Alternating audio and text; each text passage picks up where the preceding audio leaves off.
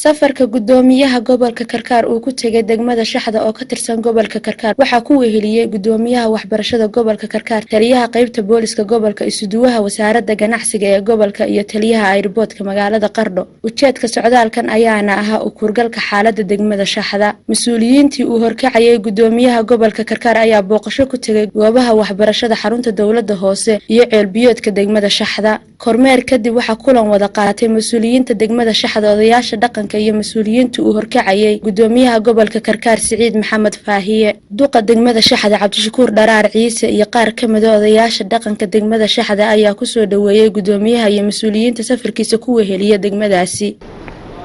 markaan idinka warrano deegaanku waa nabad qaba xaaladiisu waa nabadgelyo aad bay u fiican tahay xagga caafimaadka way wanaagsan tahay xagga daaqa iyo baadka iyo aad bay uga fiican tahay alxamdulilaahi rabbil caalamiin waxa kaloo jira caqabado iska yar oo deegaanka way jiraan caqabadaha deegaanka ka jira waxa ka mid ah deegaanku ma leh gaadiid lagu ilaaliyo amniga iyo deegaanka laftiisaba waftiga noo yimi waanu idin soo dhaweynaynaa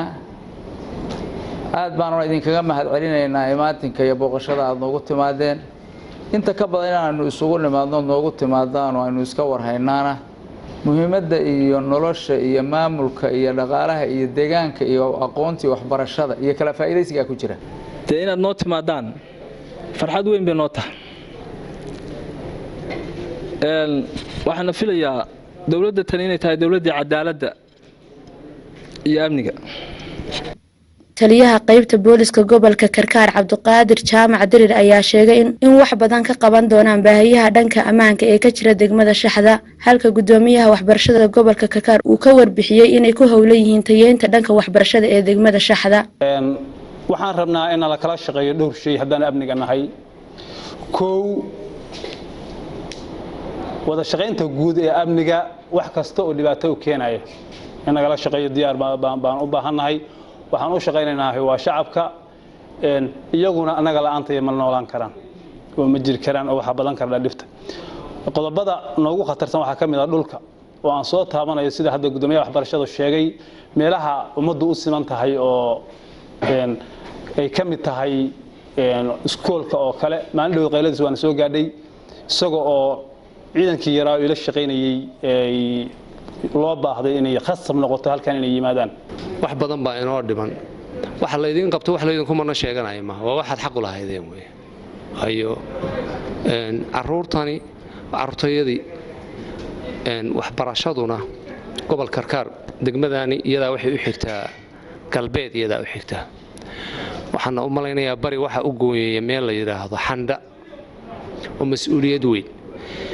أنا الله يمجعرابي إلهي هرتيسنا حبل ليجي ويدين دونا وحن إلهي كبري أنا إلهي يجوا فشلين واحد بدن بانو قبرناي لكن ولا يالو واحد بدن نوانو دميهين الحمد لله رب العالمين دوكسيدا في عم بكشرة gudoomiyaha gobolka Karkaar Siciid Maxamed Faahiye ayaa si weyn ugu mahadceliyay bulshada degmada Shaxda iyo maamulkeeda sida ay u soo dhaweeyeen isagoo sheegay ujeedka ay u soo gaareen inuu yahay xaaladda degmada inay wax badan ka ogaadaan shan sano oo cusub baa dawladda cusub inoo bilaabatay insha Allah taala shanta sano oo cusub waxaynu rabnaa inaynu ka yeelno Shaxdu ay leeyihiin taarget u bilaabanaya meel uu ku dhamaanayana shanta sano oo hadda bilaabatay ودولة مدحوين السعيد عبد الله الدين ومدحه كيهي waxaan rajaynaynaa inay shantaas sano oo bilaabatay wada sanadkii ugu horeeyay ku jirno inaynu Shaxdu ay noqon doonto degmooyinka ka faa'iideysta meel fiican mara waxay ku xiran tahay wadajirkeena iyo wada shaqeynteena iyo sidii degmadu dadkeeda Shaxdu ay isu kaashan lahaayeen oo ay u noqon lahaayeen dad fahamsan degmadooda inay horumariyaan waxaan idin rajaynayaa insha Allah khayr badan waxaan idin rajaynayaa inaad isku tiirsanaataan waxaan idin rajaynayaa inaad la shaqaysaaniin gudoomiyaha degmada Faadumo Saciid Cabdi Puntland TV magaalada Qardho